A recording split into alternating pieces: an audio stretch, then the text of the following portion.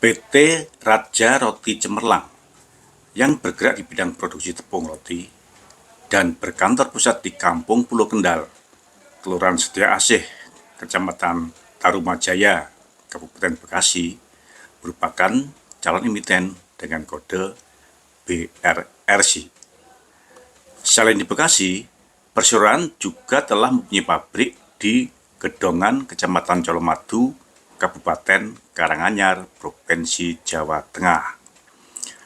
Meskipun hanya memiliki 2 pabrik, namun perseroan mengklaim bahwa perseroan telah memiliki jaringan distribusi yang cukup luas, terdiri dari 15 distributor yang tersebar di 15 provinsi dan mampu menjangkau 17 provinsi di Indonesia, mulai dari Batam, Sumatera Utara, Sumatera Selatan, Riau, Lampung, Bangka Belitung, Kalimantan Barat, Kalimantan Timur, Banten, DKI Jakarta, Jawa Barat, Jawa Tengah, Yogyakarta, Jawa Timur, Bali, Gorontalo, dan Sulawesi Tengah. Namun, dari 15 distributor tersebut, baru 4 distributor yang telah menggunakan perjanjian kontrak jangka panjang per tahun. Sedangkan yang lainnya menggunakan kontrak jangka pendek dengan sistem purchase order. Nah, gimana nih penjelasannya? Mungkin 4 distributor sudah ada kontrak nilai penjualan per tahun, sedangkan yang lainnya 11 distributor belum ada kontrak per tahun. BRRC akan listing dengan melepas saham baru sebesar 30,01% atau sebanyak 292 juta lembar dengan harga penawaran umum antara 200 sampai dengan Rp210 per lembar. Dengan jumlah saham saat ini sebanyak 680 juta lembar dan nilai ekuitas sesuai dengan neraca per 30 Juni tahun 2024 sebesar 19,58 miliar, maka nilai buku saham BRRC sesuai dengan neraca per 30 Juni tahun 2024 hanya sebesar Rp29. Sehingga PBV price book value dari harga penawaran umum BRRC mencapai antara 697% sampai dengan 729%. Wow, mehong banget kan? Mengapa menurut saya mehong? Dengan laba komprehensif sepanjang 30 Juni 2024 year to date sebesar Rp658 juta atau bila disetahunkan menjadi sebesar Rp1,32 miliar dan ekuitas sesuai dengan neraca per 30 Juni tahun 2024 sebesar 19,58 miliar, maka ROE (Return on Equity) BRRC hanya sebesar 6,72%. Dengan PBV yang relatif sama, Return on Equity BRRC ini sangat jauh bila dibandingkan dengan Return on Equity calon emiten obat yang mencapai sebesar 92%. BRRC juga akan menerbitkan waran dengan perbandingan 2 dibanding dengan 1 pada harga eksekusi Rp210. Dengan demikian, dari hasil IPO BRRC akan dapat mengkolek dana retail antara 58 sampai dengan 61 miliar dan dari eksekusi warannya apabila efektif akan bertambah lagi sebesar 31 miliar. Sehingga porsi investor retail apabila warannya efektif akan meningkat dari sebesar 30,01% menjadi 39,14%. Sesuai dengan prospektusnya, rencana penggunaan dana hasil IPO 100% akan digunakan untuk menambah modal kerja, termasuk dana yang akan diperoleh dari waran. Dengan 100% tujuan penggunaan dana hasil IPO untuk menambah modal kerja, price book value yang wow mahalnya, namun return on equity yang relatif rendah. Apakah rencana IPO PT Raja Roti Cemerlang, calon emiten dengan kode BRRC, akan mampu bersaing dengan calon emiten obat atau PT Brigit Biofarmaka Teknologi dan akan mampu mengikuti jejak emiten pada papan akselerasi sepanjang tahun 2024 yang harga sahamnya melaju cukup kencang. Selamat datang di Investor Level C. Kami coba sharing aspek fundamental dari sisi yang berbeda dan dengan cara yang beda agar teman-teman bisa tetap tidur tenang meskipun banyak badai di bursa. Tonton sampai habis ya. Sesuai dengan prospektusnya, saya akan sharing catatan atas 3 hal yang harus kita pertimbangkan dalam memilih penawaran umum dari PT Raja Roti Cemerlang, calon emiten dengan kode BRRC. Yang pertama, net tangible asset BRRC hanya sebesar 27 miliar, sehingga BRRC akan listing di papan akselerasi dan bersaing dengan calon emiten obat. Namun, meskipun BRRC dan obat sama-sama ada di papan akselerasi, menurut saya komisaris independennya sangat berbeda. Obat mempunyai komisaris independen mantan menteri yang juga seorang pengusaha yang bukan kaleng-kaleng. Sedangkan BRRC sebenarnya juga mempunyai komisaris independen yang gak kalah berkualitas. Merupakan doktor di bidang ekonomi, dosen di 3 perguruan tinggi ternama di Jawa Timur. Namun sayangnya, menurut saya, mempunyai past performance, harga saham emiten yang dikawalnya sangat tidak memuaskan. Sesuai dengan catatan saya, komisaris independen BRRC juga merupakan komisaris independen dari emiten dengan kode Cegas dan ISEA yang baru listing pada tahun 2024.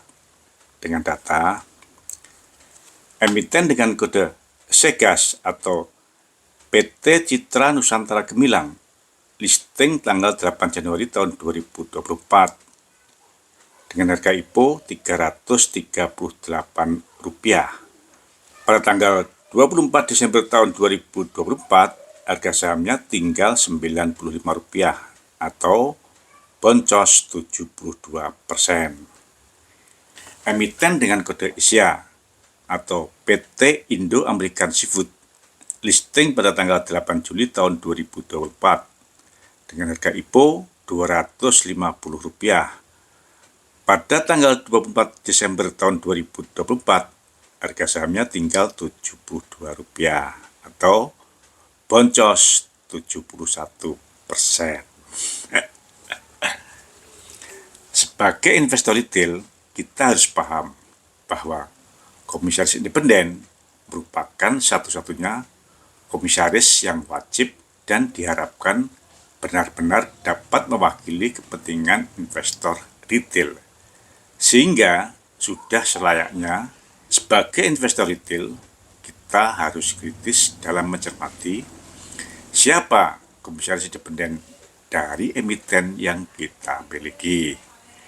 Jangan sampai investor retail terjebak dengan mendapatkan komisaris independen yang hanya merupakan pajangan, yaitu komisaris independen yang tidak kompeten atau yang tidak dapat mengutamakan kepentingan investor retail.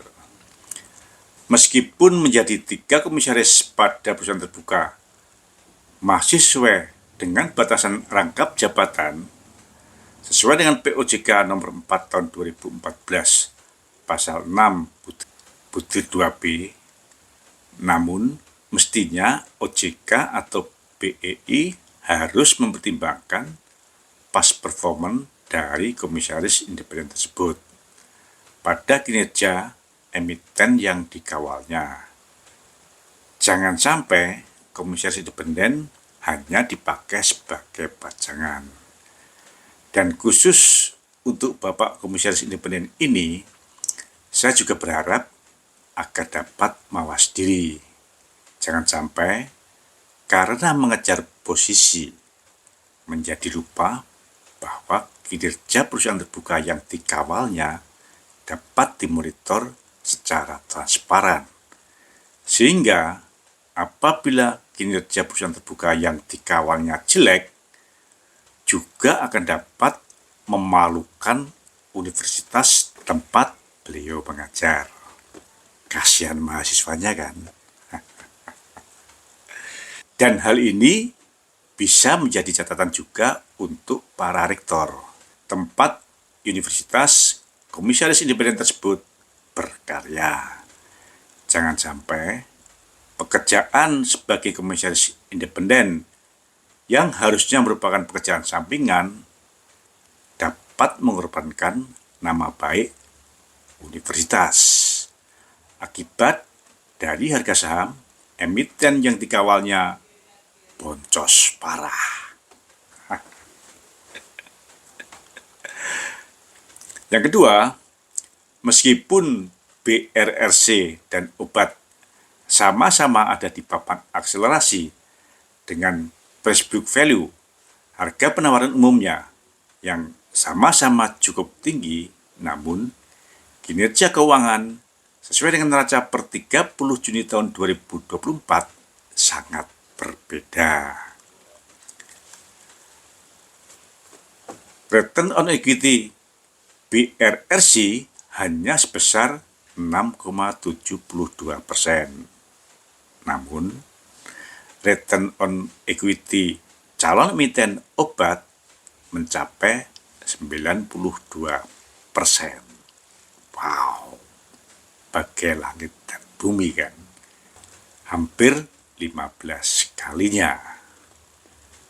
Hal ini disebabkan oleh karena struktur biaya BRRC dengan rata-rata BPP, beban pokok penjualan yang di atas 80%.